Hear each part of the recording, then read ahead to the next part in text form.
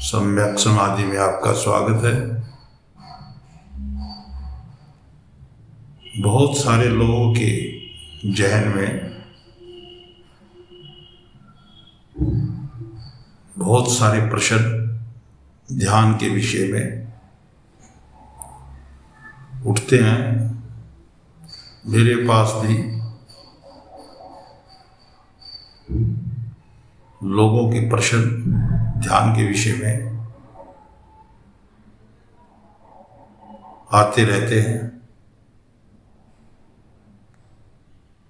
मैं ये बता देना चाहता हूँ,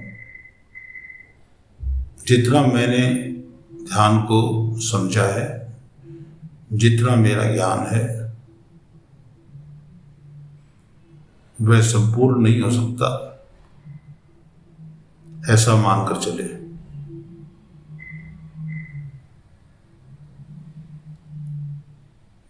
ध्यान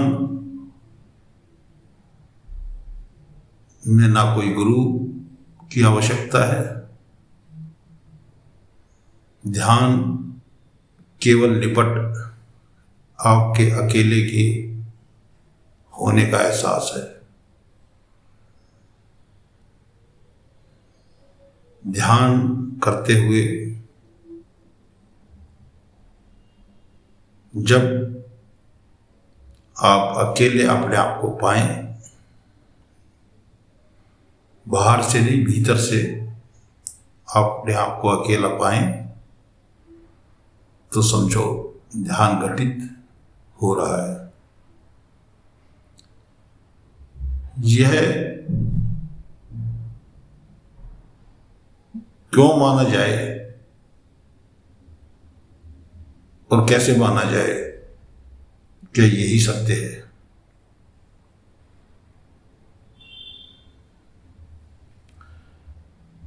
ऐसा आपको खुद स्वयं अनुभव होने लगे,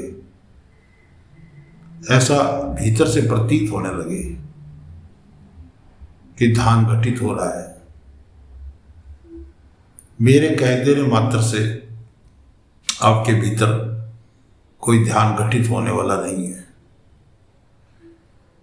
मेरे बता देने मात्र से आपके भीतर कोई प्रतिक्रिया होना संभव नहीं है। जब कभी किसी पहले व्यक्ति ने ध्यान किया होगा, तो क्या कोई उसका गुरु रहा होगा? ऐसा समझें। और जो अनुभव उसको हुए होंगे, तो क्या उसने उन अनुभव के बारे में कभी कहीं कोई सुना होगा? तो जो उसको प्रतीत हुआ, जो उसको महसूस हुआ, वो हो सकता है उसने बांटा हो। एक समय वह भी रहा होगा जब कोई पुस्तकें भी नहीं होंगी। आदमी केवल बोल इशारों से या कुछ शब्दों के माध्यम से अपनी बात रखता होगा। जब कोई भाषा भी नहीं होगी लिखने में, केवल बोल करके वो अपनी बात को समझा पाता होगा, तो उस समय उसने अपने अनुभवों को बांटना शुरू किया होगा। तो जरूरी नहीं मुझे जो अनुभव हो रहे हैं वो अनुभव आपको भी होंगे या किसी दूसरे को होंगे, और जो आपको अनुभव हो रहे हैं वो आप किसी और को बताएंगे तो उसके भीतर भी वही घटित होगी, ऐसा कोई जरूरी नहीं है। तो ध्यान करते समय शून्य में ही क्यों चले जाना चाहिए? शून्य में ही क्यों ध्यान घटित होता है? जो शुरू में मैंने कहा कि ध्यान केवल अकेले आपके अकेले की अनुभूति का नाम ध्यान है। जैसे जैसे इस बात पर आप चलेंगे, आपका ध्यान गहरा होता जाएगा। दिन प्रतिदिन आपके भीतर नए नए अनुभव उदय होंगे, विलीन होंगे, संवेदनाएं आएंगी, समाप्त हो जाएंगी। संवेदनाएं आना और समाप्त होना, ये नए नए अनुभवों को जागृत करता है। ये ध्यान रहे कि जो संवेदनाएं भीतर आप देख रहे हैं, तो उसमें किसी राग और द्वेष को ना पाले, साक्षी भाव में उसका स्वागत करें। किसी प्रकार का भी भेद आपस भीतर ना आने दें। समता का भाव बना रहे, साक्षी भाव बना रहे। इसी राह पर चलते चलते आप और गहराई में उतरते जाएंगे और बहुत सारी ऐसी बातें आपके सामने आएंगी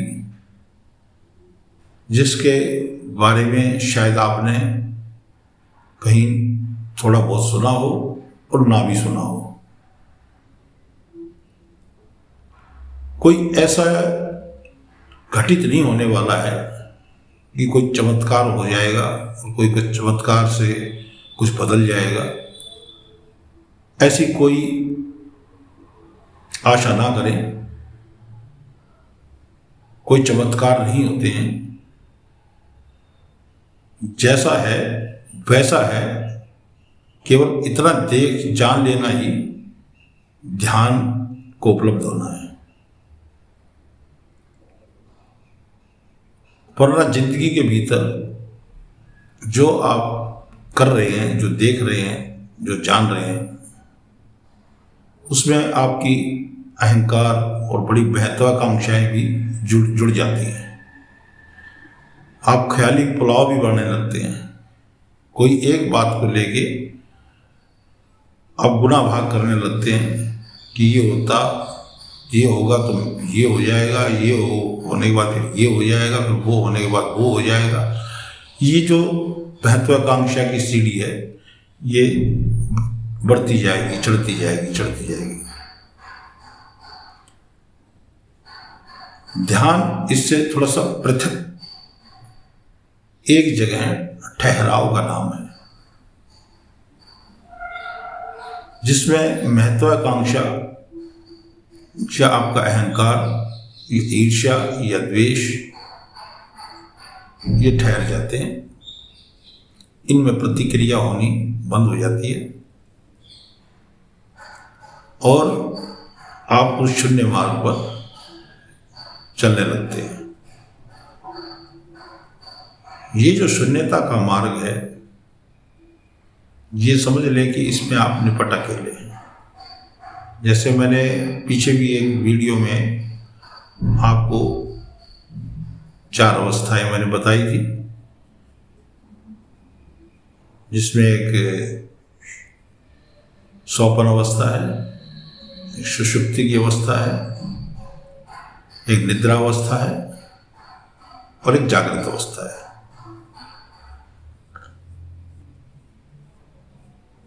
तो जो निद्रा अवस्था है, निद्रा अवस्था के अंदर आप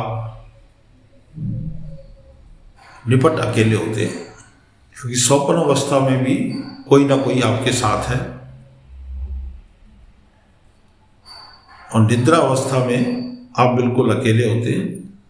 और सुषुप्ति की अवस्था में तो आप दिन भर रहते हैं कि घर से निकले, ऑफिस चले गए, बीच में कितनी बातें आप,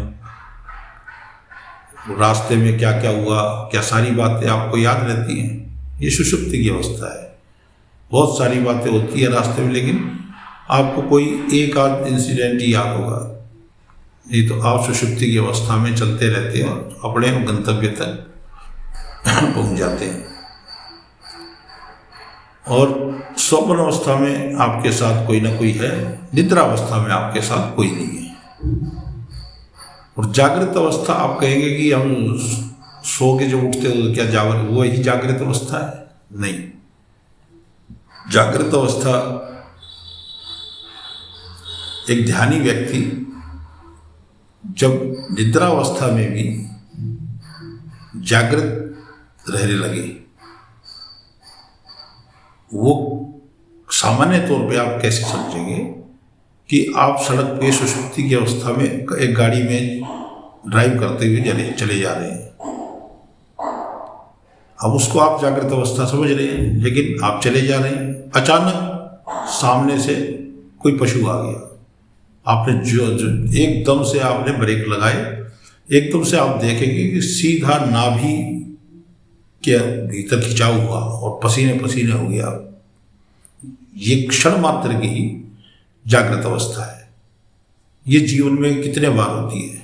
शायद पूरे जीवन में आप हिसाब लगाने बैठोगे तो 5 मिनट भी नहीं जोड़ पाओगे ऐसी अवस्थाओं को। वही जागृत अवस्था है। इस जब गहरे ध्यान में आप उतर जाते हैं तो आप जागृत अवस्था को भी पाने लगते हैं। उस गहरी अवस्था में आप अपने उस जागृत अवस्था को कैसे जानेंगे कि आप ध्यान में बैठे हैं और आपके शरीर के अंदर होने वाली संवेदनाओं को साक्षी भाव से देख रहे हैं। बाहर क्या हो रहा है आपको पता नहीं, निपट अकेले आप भीतर हैं और साक्षी भाव से आप जान रहे हैं कि ये संवेदना आई और ये संवेदना यहाँ पे नष्ट हुई, ये संवेदना वहां से शुरू हुई और यहाँ आके समाप्त हुई। कोई संवेदना यहाँ से शुरू हुई और यहाँ समाप्त हुई, कोई संवेदना यहाँ से उठी और समाप्त हुई। ये अनुभव जब आपको होने लगे तो आप निद्रा अवस्था के भीतर जागृत हैं, यानी ध्यान की प्रक्रिया में अब आप आ चुके हैं। ये मेरा अनुभव है, ये अनुभव आपको भी होगा, ऐसा मैं कोई क्लेम नहीं कर सकता। उसको आप स्वयं ही जान लेंगे और अपने भीतर अपनी तर्क की कसौटी पे उसको कस करके अनुभव कर लेंगे, तो ही उसको माने कि ये मेरे भीतर घटित हुआ। किसी दूसरे द्वारा बताए हुए को मान लेना या जान लेना वो आधी अधूरी जानकारी है। जब तक स्वयं उसको अनुभव ना कर ले तब तक उसको माने ना। कोई भी ऐसे ही मान लेने मात्र से ये भक्ति भाव या उसको कहूं अंधभक्ति भाव ही पनप सकता है। केवल ऐसे ही मान लेने से जब तक आपको किसी बात की जानकारी नहीं, जब तक उसको अपनी तर्क की कसौटी के ऊपर कसा नहीं, उसको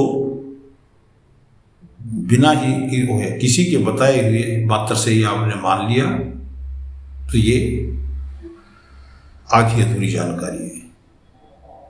ये संपूर्ण ज्ञान की ओर आपको नहीं लेके जाएगा। तो ये सिद्धार्थ गौतम बुद्ध ने कहा अत्यदीपो भव। इसको अत्यदीपो भव मतलब अपने दीपक स्वयं बनो, यानी कि जब तक अपनी तर्क की कसौटी पे किसी चीज को ना कसो तब तक उसको मानो नहीं, पहले जानो और फिर मानो। तो ये तथाकथित धर्म जो आज समाज के अंदर पनप रहे हैं, जो भय फैला करके लोगों के अंदर, लोगों के रूह के अंदर घुसे हुए हैं, इनसे बाहर आने का एक ही मार्ग है कि स्वयं को जानो। जब तक आप स्वयं को नहीं जानते, इन तथाकथित संप्रदायों से आपका छुटकारा नहीं होने वाला, और ना ही ध्यान के बारे में आप गहराई से जान पाएंगे।